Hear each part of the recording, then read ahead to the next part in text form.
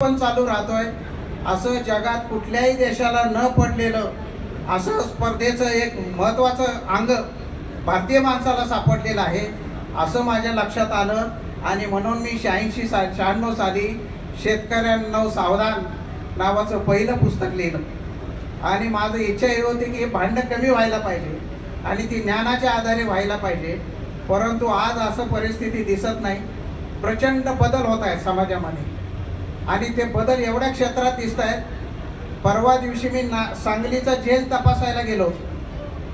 सगळ्या live stories आहे। Gel तपासला त्या दिवशी 302 चे 108 माणसं सांगली जेलमध्ये आहे।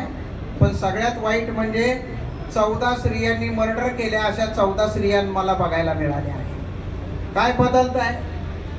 क्राईम बदलतो आहे। ग्रामीण भागातलं वास्तव बदलत आहे। असं म्हणतात आपण जेव्हा जन्माला आलो त्यावेळी इथे बसलेल्या लोकांच्या घरामध्ये जर 10 वस्तू असतील तर माणूस मरताना त्याच्या 33 पट वस्तू घरामध्ये जास्त आहे। आपण जन्माला आलो तेव्हा टीव्ही नव्हता, रिमोट नव्हता, रिमोटचं कव्हर नव्हतं।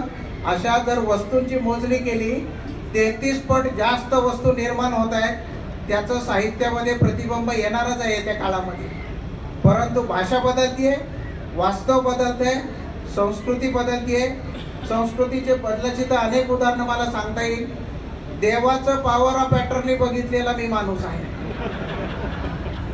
असा तर कागद मी जगात कुठल्या साहित्यिकांनी बघितला नाही, तुम्ही बघितला।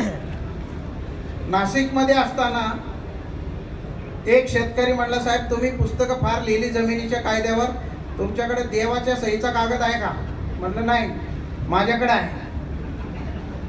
मग म्हटलं घेऊन ये, दाखव। 15 दिवस आलाच नाही। 15 दिवसांनी फोन आला। अरे म्हटलं काय झालं? नाही आहे पण ओरिजिनल नाही, झेरॉक्स आहे। म्हटलं चालते, झेरॉक्स असली तरी चालते, देवाची सही आहे ना। मग घेऊन आला, एकदम कागदाचा असं वेटोळं घेऊन आला। बाहेर काढलं कागद, म्हटलं दाखव 7/12।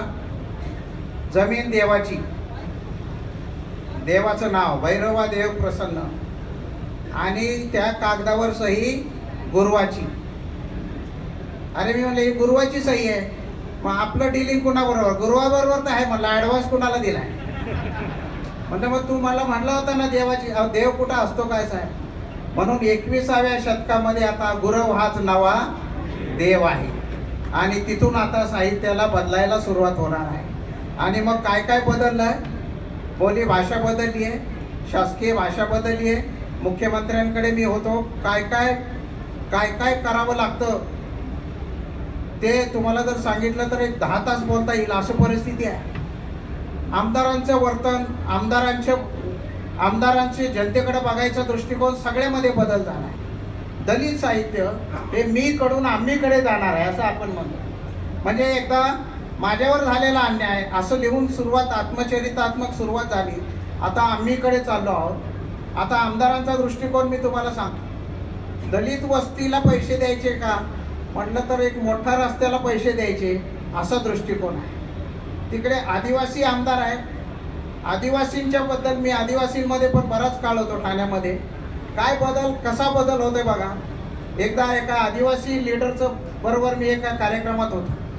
त्यांनी जे सांगितलं, आपल्या सगळ्यांचे मतिभंग करणारं वाक्य मी तुम्हाला सांगणार। त्याने मला सांगितलं, साहेब स्वातंत्र्य चळवळीमध्ये 3.5 लाख आदिवासी मेले, त्यातल्या बिरसा मुंडा सोडलं तर एकाही आदिवासीचं नाव इतिहासाच्या कुठल्याही पुस्तकामध्ये नाही। म्हणजे आमची माणसं फुकट मेली, नावं दुसऱ्यांची झाली। तुम्ही असं म्हणता कुपोषण आहे, आदिवासी माणूस मागा आहे, आमच्या एकाही देवाला पैसे टाकावे लागत नाही।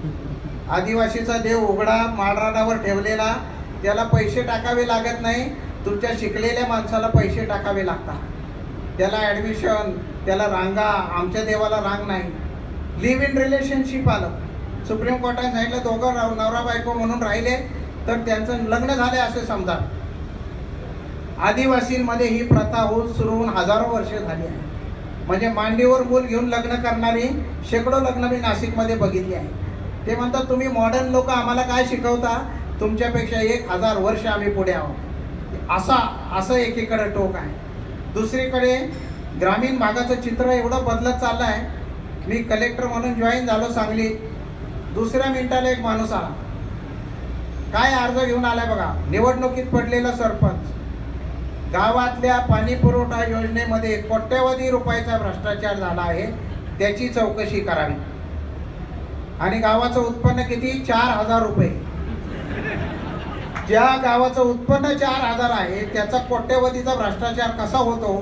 त्याला मी म्हटलं हा कोरा कागद घे, 1 कोटीचा भ्रष्टाचार कशा कशा झाला तेवढं लिहून दे. मग त्याला घाम यायला लागला. मग नंतर म्हटलं मी जरा वेळ बाहेर बसतो. तो बाहेर गेलेला माणूस अजून काही परत आलेला नाही. तो बहुतेक येण्याची काही शक्यता मला वाटत नाही. परवा दिवशी आम्ही गेल्या 3 महिन्यापूर्वी स्मशानभूमीमध्ये कलेक्टरने जायचा असा एक उपक्रम सुरू केला. आणि परवा दिवशी कवठे महांकाळच्या स्मशानभूमीत आम्ही गेलो. 3,000 माणसं होती रात्रीची. पहिल्यांदा सांगली जिल्ह्यातल्या 800 स्त्रिया गावातल्या स्मशानभूमीमध्ये आल्या. त्या रात्री मला ND पाटलांनी फोन केला. ते मला म्हटले मी 35 वर्षापूर्वी आम्ही हा उपक्रम करत होतो, पण त्यावेळी 10-20 माणसं पण जमायची नाही. आता 3,000 माणसं जमली आहे. आणि तेवढंच नाही तर स्मशानभूमीमध्ये आम्ही LCD स्क्रीन लावून कार्यक्रम केले. आणि त्या दिवशी महिलांनी मुलांनी सांगितलं आमची स्मशानभूमीची भीती आता संपुष्टात आली आहे. मला आपल्याला सांगायचं आहे एवढं की वास्तव प्रचंड वेगाने बदलत आहे. गेल्या माणसाच्या 50,000 वर्षाची संस्कृतीची जर धरली तर 850 पिढ्या झाला असं मानतात. त्यातल्या 849 पिढ्यामध्ये जेवढा बदल झाला नाही तेवढा गेल्या 12 वर्षामध्ये बदल झाला आहे. आणि त्याचं प्रतिबिंब साहित्यामध्ये पडल्याशिवाय राहणार नाही. किंबहुना एक नवे प्रवाह, केवळ काळाच्या ओघात आलेला एक ग्रामीण साहित्याचा प्रवाह, एक दलित साहित्याचा प्रवाह, याच्यापेक्षा फार काही शिल्लक राहील असं मला वाटत नाही. व्हॉट्सअपची भाषा, सोशल मीडियाची भाषा याच्या सगळ्याच्या आधारे समाजामध्ये आमूलाग्र बदल होतोय. गावठाणं ओस पडत आहेत, शेतीमध्ये लोक बंगले बांधत आहेत. मुलगा अमेरिकेत आहे आणि शेतात राहून तो स्काईपवर आजोबांशी बोलतो आहे. प्रचंड बदल होत आहे. रिअल इस्टेटमध्ये मी बऱ्यापैकी लँडमध्ये काम करत असल्यामुळे काय बदल आहे सांगतो. माझ्या वर्गामध्ये फर्ग्युसन कॉलेजमध्ये एक द्राक्ष बागायतदाराचा मुलगा होता आणि तो 25 वर्ष अमेरिकेत राहून आला. मला म्हटलं वडील आता म्हातारे झाले, त्यांना एक पिंपळगाव बसवंतऐवजी नाशिकमध्ये बंगला बांधून देतो. दिवसभर फिरला, परत आला.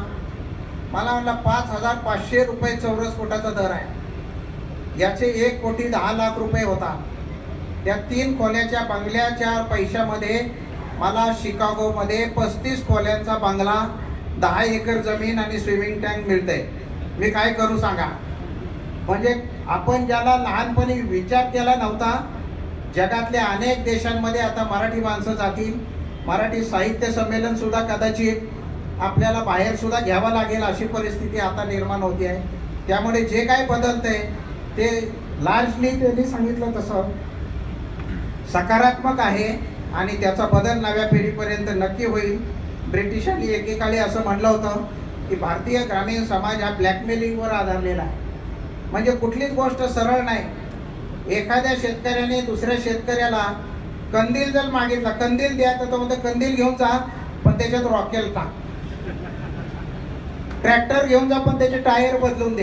हे ब्रिटिशांनी पहिल्यांदा ओळखलं आणि त्यांनी सांगितलं हा समाज निकोप नाही, तो एकमेकाच्या ब्लॅकमेलिंगवर आधारलेला आहे.